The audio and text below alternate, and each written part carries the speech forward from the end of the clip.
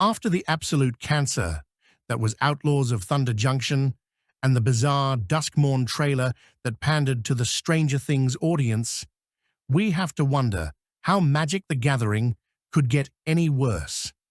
And yet, the folks at Wizards of the Coast have outdone themselves again. We have a racing set called Aether Drift, and of course, the set symbol is a checkered flag, because that is the symbol of racing, and symbols need to be as literal and easy to understand as possible for marketing purposes. Not a lot about the set has been revealed so far, except for Mark Rosewater's teaser blog, where he puts out little snippets of text that will appear on cards, as if anyone actually gives a fuck.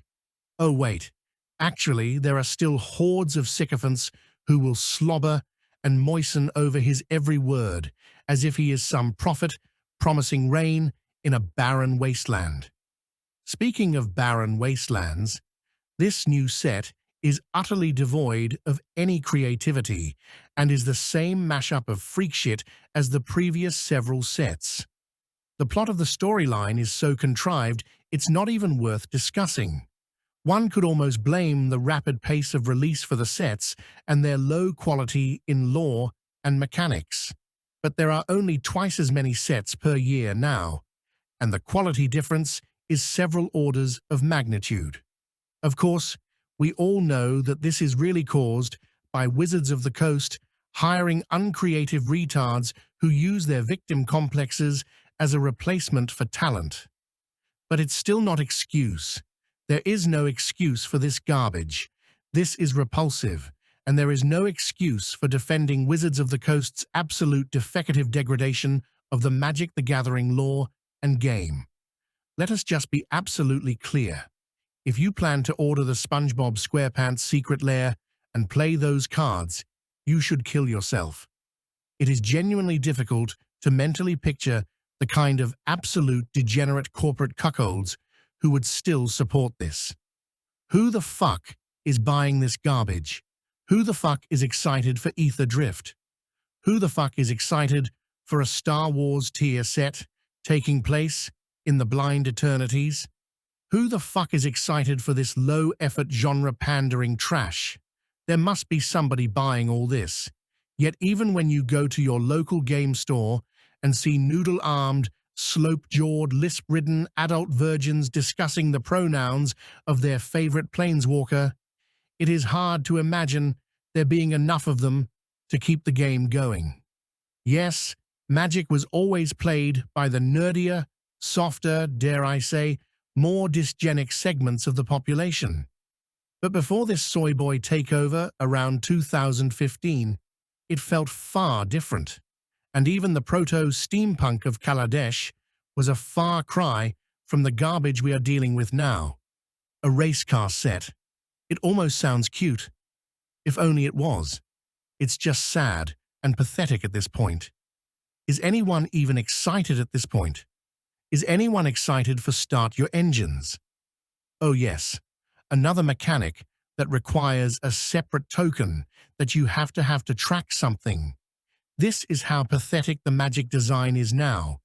Not only do they choose an absolute dogshit premise for a set, they have to add some obnoxious new token or game state to keep track of as well.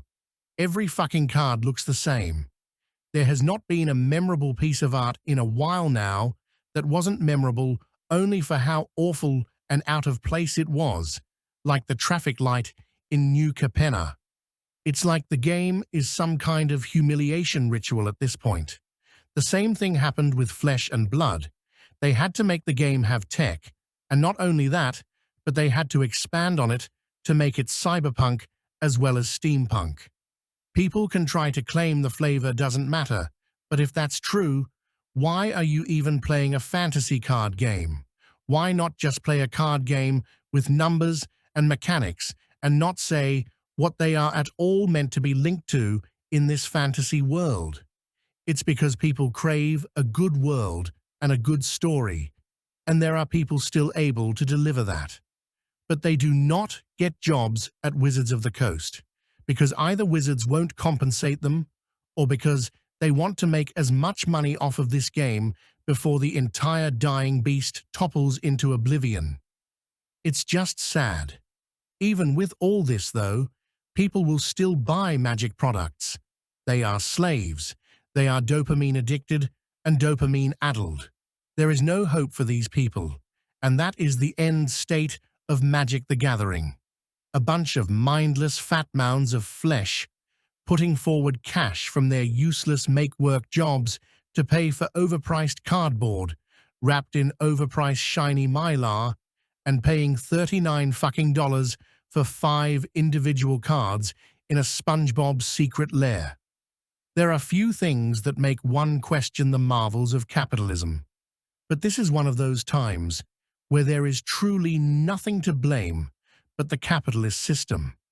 While it is sad to watch, it does you well to remind yourself, you deserve what you tolerate, and these people certain deserve nothing better.